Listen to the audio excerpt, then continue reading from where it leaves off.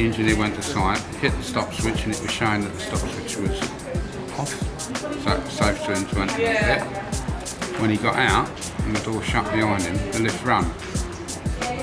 When he opened the door and pulled the stop switch out, it came off in his hand like that. These contacts can come off, and once they come off like that, and it's happened on a number of occasions, is that again the normally open set of contacts are made so that lift will run even though it looks like it's switched off.